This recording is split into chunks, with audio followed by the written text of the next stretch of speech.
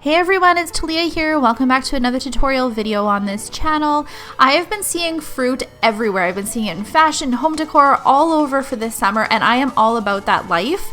So this particular client was game for some neon fruit nails, and with all of the different companies coming out with a bunch of fun neons, this was a perfect set to do this year. Let's get started. Lately I've been taking a lot of inspiration from these glitter mixes from the Glitter Boutique in Canada.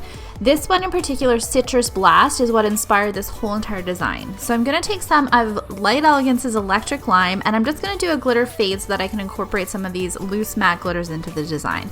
I'm going to take a concentrated amount of the glitter and put it right at the tip, and then just gently brush it down the rest of the nail. Then with my dotting tool a little bit wet with gel, I'm going to take some of the glitters and just dab it all over the nails. In this particular mixer is mostly bigger chunky glitters. There's not so many fine ones, so I did find that I had to maneuver the little glitters around the nail to get my desired look. That is one thing that I find that differs from a bunch of other mixes that I've featured on this channel, is that the Glitter Boutique's mixes feature a lot more chunky glitters and not so many fine ones, at least from the ones I've tried. Whenever I do glitter fades, I like to take a see-through glitter gel like Light Elegance's Crystal and just fade it down the entire nail. I find this blends each of the colors into each other, but also allows for the natural nail to grow out a little nicer. For the background of the fruit nails, we're going to take some of Fusion's Walk the Stage. You guys know, you've seen this in so many videos since it's come out. This is my hands down favorite white bright pearl gel. I absolutely love it. I'm totally hitting pan on it. I need to get another one. I just find it works so well for the backgrounds of stamping or nail art designs when you want a little bit more than just a bright white.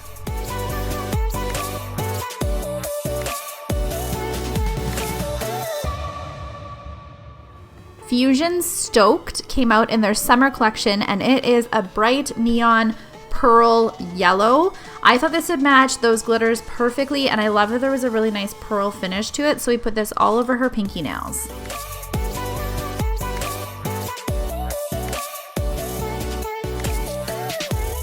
Light Elegance comes out with the most fabulous pinks. Pop Lock and Drop is one of my favorite ones. It is a beautiful neon bright pink. It is so creamy and smooth to use. If I need a really bright neon medium pink type of shade, this is the one I usually gravitate towards. It also coordinated really nicely with the loose glitters in that glitter mix.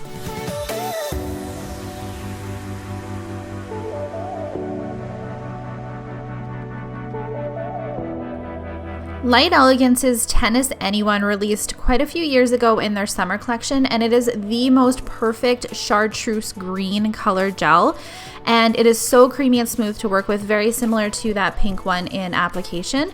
I decided to put this all over her thumbnail on her right hand, but I did want, when you hold the hands out for the picture, selfishly, I wanted to be able to see some of this green on her left hand as well, so I decided on her left hand to do it all over her pointer finger.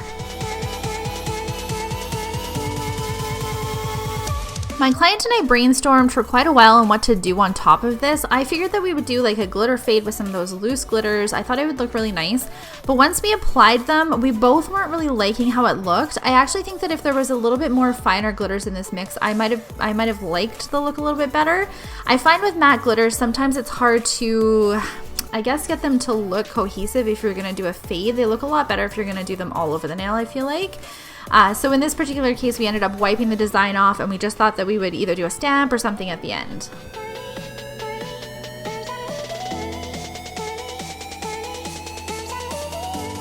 Generally, when I use Fusion's 5, it gets the apex exactly where I want it. In this particular case on her middle finger, I didn't place it where I wanted it, so I'm going to hold her hand upside down and let the gel kind of do the work for me. Clear Jelly Stamper has quite a few fruit plates. This one that we're going to use for the design is called Picnic Anyone. I wanted to use their kawaii looking one, but I didn't have it in my collection. I still want to get that one in and do a kawaii fruit nail design because I thought that would be so fun. They do have some other fruit plates though too, so on this particular plate I only wanted to use the lemon lime and the watermelon. I decided to go in with a lighter yellow color and then a brighter one on top. Now for the green, I had a hard time finding like a light pastel green that matched the rest of the design, so we ended up going with a pearl green finish instead. And then for the watermelon, we did it as a neon pink and then a super bright green for the peel and then outlined in black.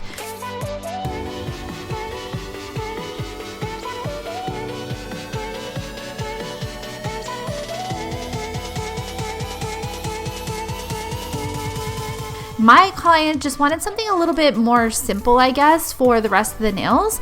So for the rest of the nails, we just decided to use a few different crystal clusters that coordinated with the rest of the colors we were using in the design, but that was it. She didn't want any other stamping, she didn't want any other swirls, any other type of design. And overall, when the design came all together, I really liked how it turned out with just a few little crystals on the corners as accents.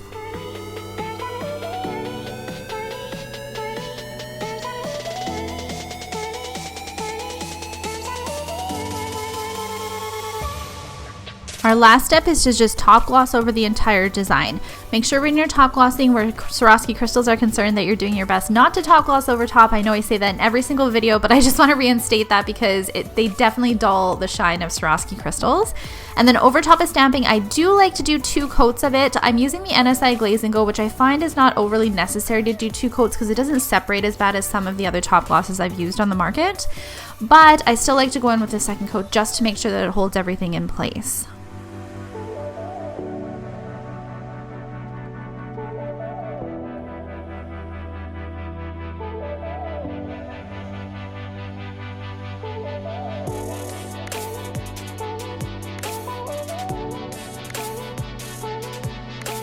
Thank you guys so much for taking the time to watch this tutorial. Make sure that you're following me on all of my social media, and if you've done any sort of fruit nails, can you please tag me on Instagram? I am so curious to see what everybody else is coming up with. I'm absolutely loving this trend that's going on right now. Also, be sure to check the description box below for any of the products used in this particular tutorial, and I'll see you guys in the next video. Bye!